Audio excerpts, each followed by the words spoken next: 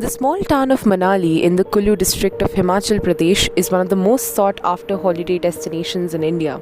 Even amidst the coronavirus pandemic and in the middle of the second wave of coronavirus, this town saw a rapid entry of tourists who were thronging the Mall Road and all the famous tourist areas in Manali.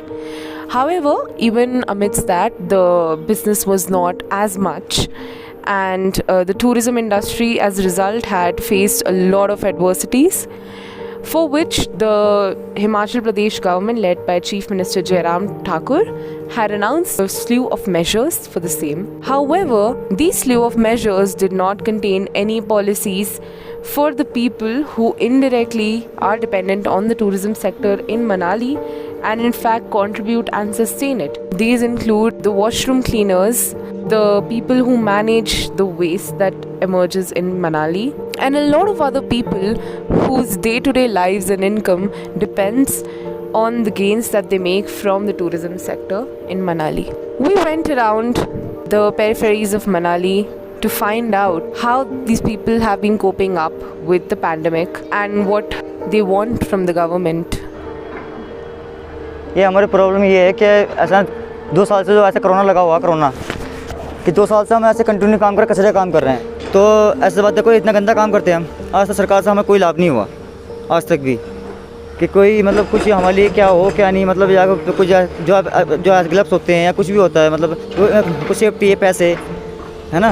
अब देखो जो अपने सरकारी बंदे हैं या कुछ भी सरकारी बंदे पुलिस वाले या सबको पैसे आते हैं, सबको आए भी हैं, ऐसा कुछ नहीं आए भी हैं, पर अभी हमारे लिए कुछ भी नहीं है। देखो मनाली में भी कोई भी ऐसा ना जो ऐसा कोरोना का मरीज आ गया, जो मनाली के अंदर कोरोना का मरीज आ गया, उसका कचरा भी हम भी उठाएंगे।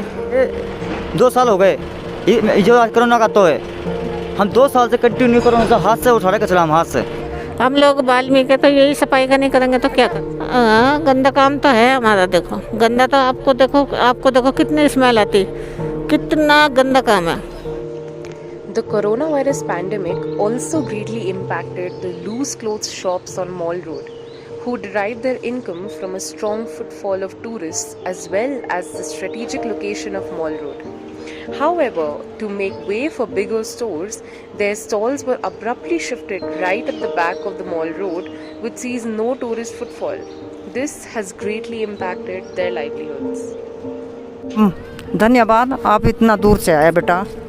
हम रो के आप साथ अपना दिल बोल नहीं सकते। हम इस टाइम कितना परेशानी, और इस उम्र में हम 25 साल हो गए फुटपाथ में मंजिल लगाते हुए थे, बाजारी देते 3000 काम हो ना हो। लेकिन ये राजनीति बदल जाते हैं, फिर राजनीति का आइड पकड़ के हमारे को दरबिदर कर लेते। बोर्ड तो परिवार का 1-10 हो, एक ही आदमी को देगा ना, बांट के तो नहीं दे सकते। फिर बोर्ड का निकालते बेटे। हम तो ना इधर जाने को ना इधर जाने को। मैं हूँ लाहौल स्पीति का रहने वाला, मेरे को हो गया यहाँ, मेरी ज़िंदगी बीत गया बचपन से। मैं 15 साल से यहाँ आया हूँ, और आज मैं इस उम्र में कहाँ जाऊँ। मेरा घर था यहाँ 4 लेन में चला गया। मेरे को कमेटी को दिखाई नहीं पड़ रहे, भाई तोड़ फोड़ हो गया, भाई ये क्या किया, कैसा गुजारा करेगा, क्या करेगा। मैं यहाँ से छोड़ के प्रीणी चला गया। अब प्रीणी से मैं काफ़ी दूर है, 7 रुपये लगते हैं। सुबह पैदल आता हूँ, रात को पैदल जाता हूँ। मंजी मेरी है, बच्चा मेरा नादान है। मेरा यूपी का घरवाला था, वो भाग गया, साल हो गया, मेरे को कोई पता नहीं वो कहाँ गया। ऐसा दिन काट रहे बेटे। और आगे होते था हमारा 2000, 3000, 500 होते था, गुजारा होते था। यहाँ तो हमारा बोनी तक नहीं होते।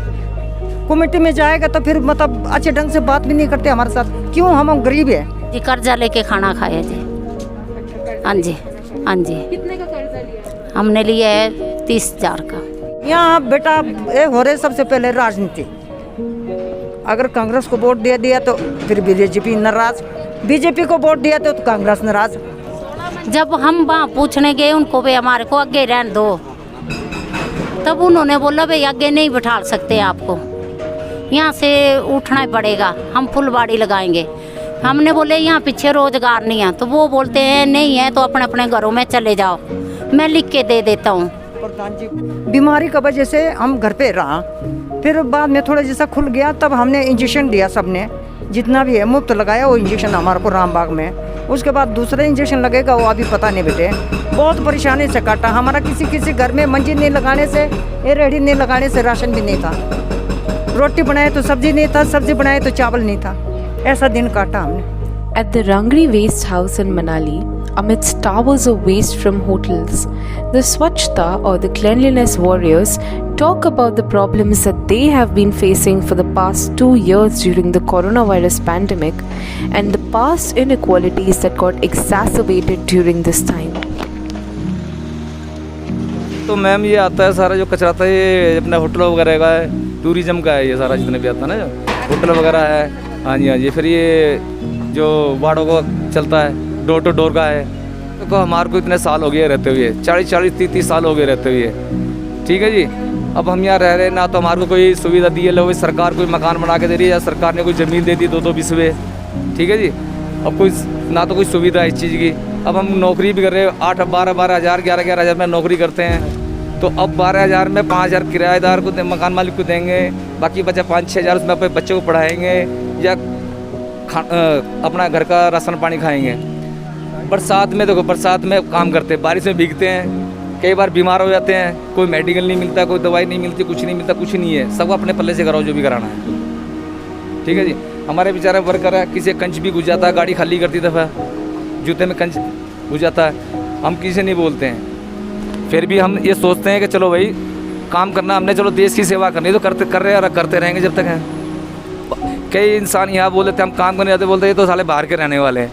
बताओ बाहर कहाँ, विदेश से तो आए नहीं हम, है तो इंडिया के ही, क्योंकि यहाँ तो पता नहीं कितने सालों कूड़ा सड़ता है, उसकी वहाँ पे सारा स्मेल देखो, आप देखो अब हमारे को स्मेल ही नहीं आती है यहाँ। मैम हम 30-32 वर्कर हैं जो डोर टू डोर मतलब जो कूड़ा मतलब करते हैं ना, कलेक्ट करते हैं, फिर उसको ला के यहाँ पे छांट के यहाँ पे गाड़ी खाली करते हैं। और हमारी सैलरी मतलब मिनिमम आप महीने का मान लो 12,000 रुपये, ठीक है जी, क्योंकि हम कच्चे हैं। और जो यहाँ पक्के बंदे हैं जिनका काम 1 ही घंटे का है, उनकी 40,000-45,000 रुपये पेमेंट है, उनको तो उन्होंने दे दिया पैसा, वो हमें क्यों नहीं दिया जा रहा है? बाकी आपके सुनने में कुछ आया, कुल्लू में मिल गया, मंडी में मिल गया, हर जगह मिल गया, नीचे भी मिल गया है, पर यहाँ पे हमें नहीं दिया गया है। जिसको भी बोलते हैं कि आपको देंगे, कब देंगे? हाँ जी मैम, एक बात बताओ, अगर ये लोग ये कूड़ा नहीं उठाएंगे, गंद नहीं उठाएंगे, तो मनाली में टूरिस्ट आएगा? कोई नहीं आएगा ना। अगर हम लोग ये गंद उठा कर ला रहे, साफ़ सफाई कर रहे हैं, है नहीं, और ये देखो लड़के सारे काम कर रहे हैं आपके सामने। अगर गवर्नमेंट इन्हीं कोई सुविधा नहीं दे पाएगी तो फिर किसे दे पाएगी? सर मैम क्या बोलते हैं, मैं पूरी मेमोरी मैंने काम किया, मैंने एमसी ऑफिस के लिए मैंने कम से कम ऐसा 15 बॉडी कोरोना की फूंक चुका हूँ। जो एमसी के पास हमारा पैसा आया था वो लोग खा चुके, आज तक हमारे को नहीं दिया उन्होंने पैसा। तो वो बोलते सीधे भाई तुम ठेकेदार के आदमी, ठेकेदार से बात करो, जबकि काम तुम सरकार का ही करते हैं।